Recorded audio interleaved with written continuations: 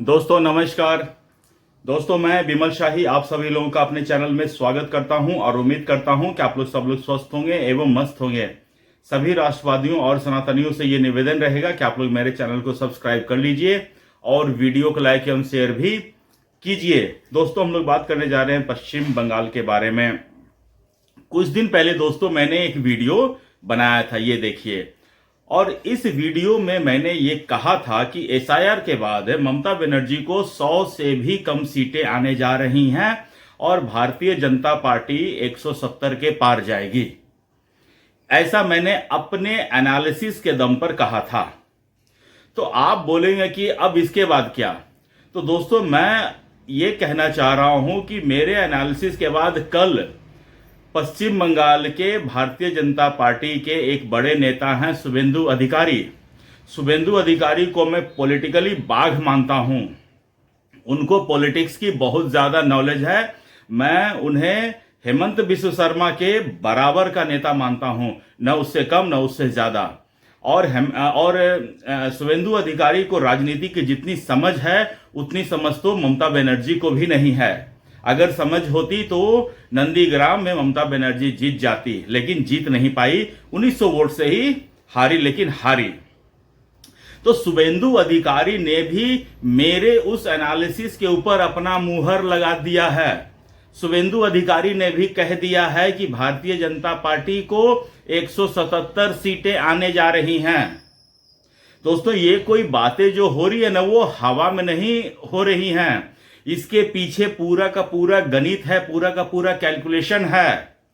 और जब मैंने ये बात बोला था उसके बाद दोस्तों कुछ एजेंसियों ने अपना ओपिनियन पोल किया था पश्चिम बंगाल में, और उस ओपिनियन पोल में उन एजेंसियों ने फिर से ममता बनर्जी को 180 से 190 सीटें, 194 सीटें दिखा दी और भारतीय जनता पार्टी को 100 तक रख दिया है। अब मुझे यह समझ में नहीं आता है कि ओपिनियन पोल वाले ज्यादा समझदार हैं। हर चीज डेटा नहीं कहता है, कुछ गणित भी होता है, कुछ मैथमेटिक्स भी होता है, और कुछ जो सामने चीजें होती हुई दिख रही हैं वो भी कुछ बताता है।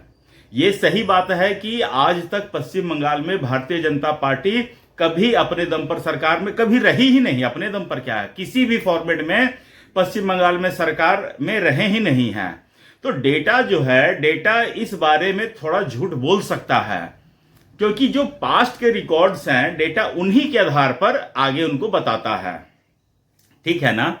लेकिन अभी जो हो रहा है दोस्तों, एसआईआर के बाद जो सिचुएशन बन रहा है वो बिल्कुल डिफरेंट है। ऑलमोस्ट 76 लाख वोट कट चुके हैं, वोटर लिस्ट में से नाम कट चुके हैं, और अभी 30 लाख विचाराधीन मामले हैं। उसमें से भी मान लीजिए 10 लाख कटेंगे ही कटेंगे, तो ऑलमोस्ट समझ लीजिए 80 से 90 लाख ये मामला टच करता हुआ दिख रहा है।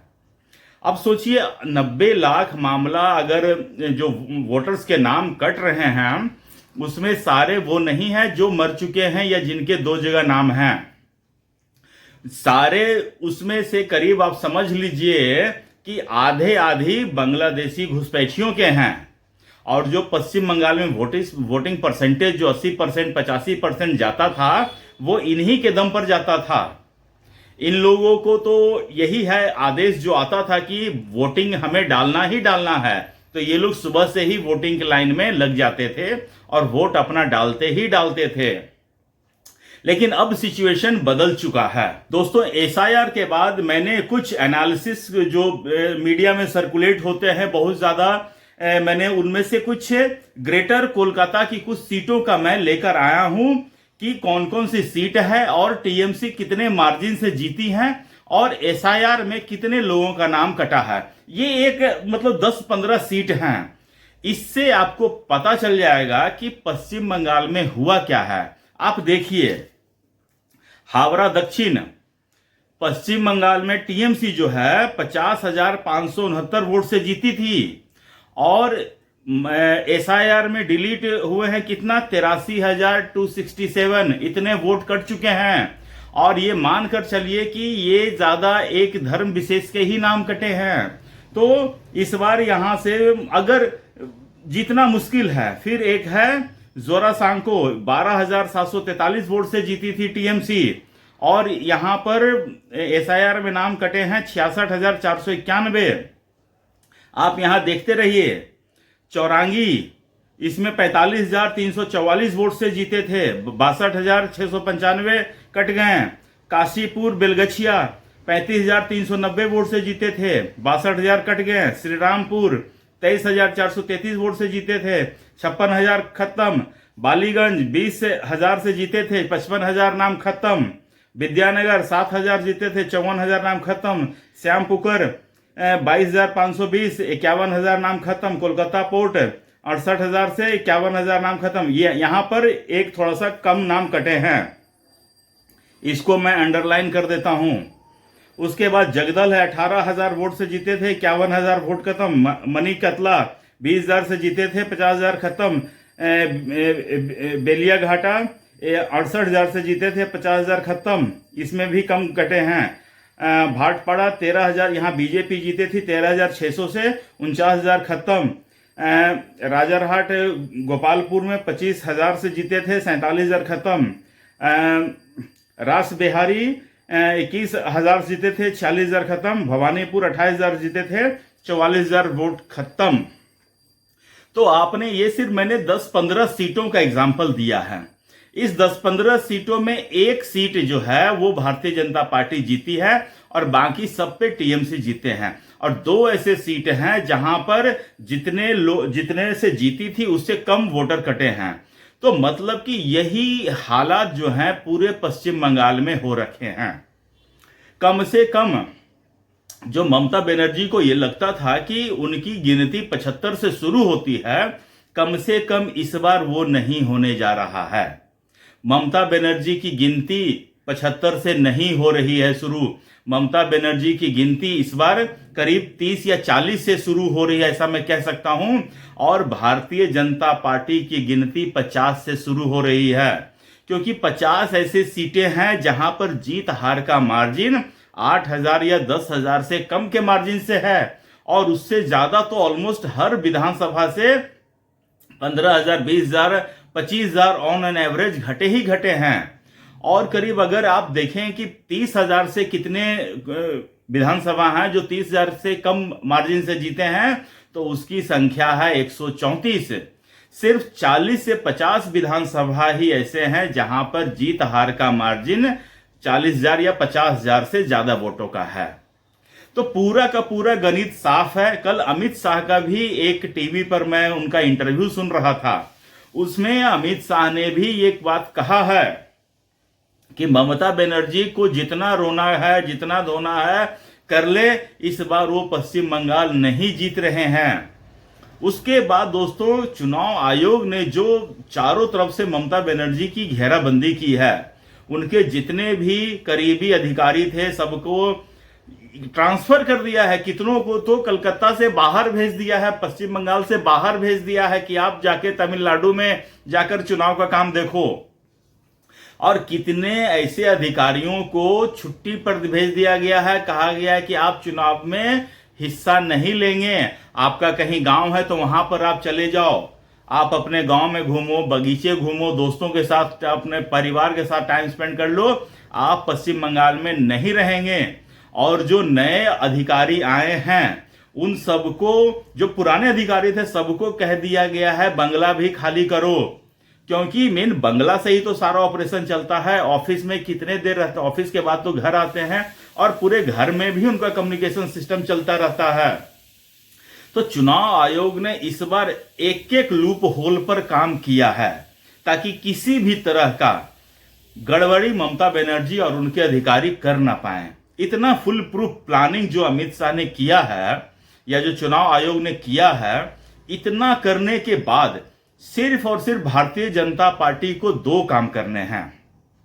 एक तो अपने जितने भी वोटर्स को आइडेंटिफाई करने हैं और उनके मन में विश्वास दिलाना है कि वो वोटिंग जहां बूथ है वहां तक चले आए और उनको आने जाने में किसी भी तरह से टीएमसी के गुंडों द्वारा परेशानी न हो, इस बात का ख्याल रख लें तो भारतीय जनता पार्टी, जैसा मैंने पहले भी कहा था, 170 सीटें पार कर जाएंगी। कहीं कोई रुकावट मुझे तो नहीं दिख रहा है। बाकी अब अगर भगवान इसमें कुछ आकर कर दे तो मैं नहीं कह सकता हूं, लेकिन जितना भी ह्यूमन के द्वारा हो सकता है वो सारा चीज चुनाव आयोग इस बार मानो कि ठान कर बैठा है कि पश्चिम बंगाल में चुनाव वो भयमुक्त वातावरण में करवा के मानेंगे।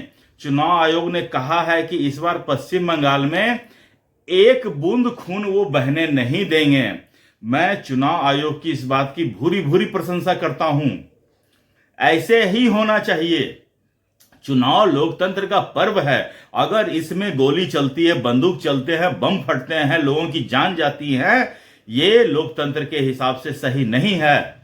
आप देखिए, अभी कुछ दिन पहले बिहार में 2025 में चुनाव था। बिहार में आज से 30 साल पहले भी ऐसा ही होता था। बिना गोली बंदूक के, बिना बम धमाके के, बिना बूथ लूटने के चुनाव संपन्न ही नहीं होता था। लेकिन अभी 2025 में बिहार में चुनाव था, एक भी इंसिडेंट वहां नहीं हुआ।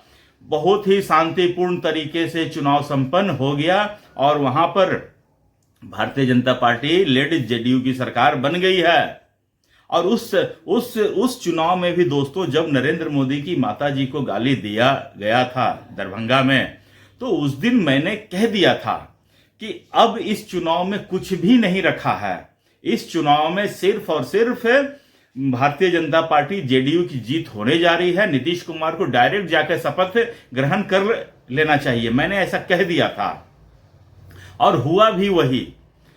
और इस चुनाव में भी अभी तक जो सिचुएशन में देख रहा हूं, उसके हिसाब से मैं इतना ही कहूंगा कि शुभेंदु अधिकारी या जो भी भारतीय जनता पार्टी के सीएम कैंडिडेट बनेंगे, उनको जाकर सीधा शपथ लेने का काम अब बचा रह गया है। इसके अलावा मुझे तीसरा कोई ऑप्शन दिख ही नहीं रहा है। ममता बनर्जी को चारों तरफ से बीजेपी ने घेर रखा है। मेन मुकाबला भारतीय जनता पार्टी और टीएमसी में है। कांग्रेस और लेफ्ट वहां शून्य है, कोई उनका अस्तित्व नहीं है। हां, ममता बनर्जी को टक्कर देने का काम करेंगे कौन? ओवैसी साहब और हुमायूं कबीर की जोड़ी। और मुझे लगता है कि जैसे जितने भी मुस्लिम वोट हैं, मुसलमानों का ये चीज तो है कि आपके भरोसे वो जब तक रहते हैं तब तक उनके पास कोई ऑप्शन नहीं आता है। आप देखिए, कांग्रेस के बहुत बड़े नेता हैं अधीर रंजन चौधरी, वो जब तक थे तब तक कांग्रेस के थ्रू वो जीतते थे। उनके लोकसभा क्षेत्र में मुसलमानों की संख्या ज्यादा थी। लेकिन जैसे ही ममता बनर्जी ने उनके सामने एक मुसलमान कैंडिडेट यूसुफ पठान को खड़ा कर दिया, सारे उस समय ममता बनर्जी भूल जाती है कि यूसुफ पठान बंगाली है या बाहरी है, वो भूल जाती है। और मुसलमानों ने भी यूसुफ पठान को अपना नेता वहां मान लिया। और यूसुफ पठान, जो अधीर रंजन चौधरी इतने सारे काम अपने लोकसभा क्षेत्र में करते थे, उन सब के ऊपर मट्टी पोतते हुए यूसुफ पठान, जो आज तक बंगाल मुझे नहीं लगता मैच खेलने के अलावा कभी घूमने के लिए भी गया हो, उसको मुसलमानों ने अपना नेता मान लिया।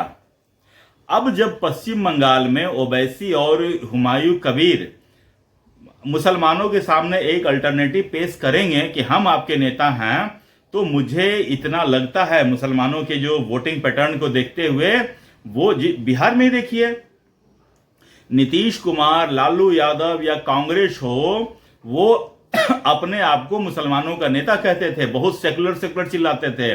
लेकिन सीमांचल के एरिया में मुसलमानों को ओवैसी जी के रूप में एक नया नेता मिला, तो उन्होंने तीनों में से किसी को वोट नहीं दिया, उन्होंने ओवैसी जी को वोट दिया।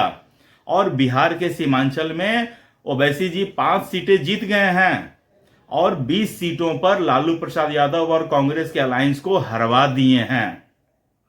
तो मुझे लगता है कि पश्चिम बंगाल में भी ओवैसी जी और हुमायूं कबीर का जादू चलेगा। हुमायूं कबीर तो आखिरकार ममता के ही तो सलार थे। ममता बनर्जी की क्या लूप होल्स हैं उसको पता है। और वो ये मालदा, मुर्शिदाबाद, इन सब एरिया में उसने अच्छी फील्डिंग कर रखी है, उसने अच्छा काम किया हुआ है और बाबरी मस्जिद बनाने का उसका संकल्प भी है। देखते हैं कि मुसलमान उसको कितना अपना मानते हैं या कितना उसको अपना नहीं मानते, ये देखने वाली बात है रहेगी। तो दोस्तों, आप लोग मुझे कमेंट करके बताइए कि आपको ये वीडियो कैसा लगा, और मेरी एनालिसिस अगर अच्छी लगी तो वीडियो को शेयर कीजिए और अपने विचार कमेंट कीजिए कि भारतीय जनता पार्टी को पश्चिम बंगाल में कितने सीटें आ रही हैं, कमेंट करके बताइए। तब तक आप लोग अपना ख्याल रखिए, स्वस्थ रहिए, मस्त रहिए। जय श्री राम दोस्तों, बाय।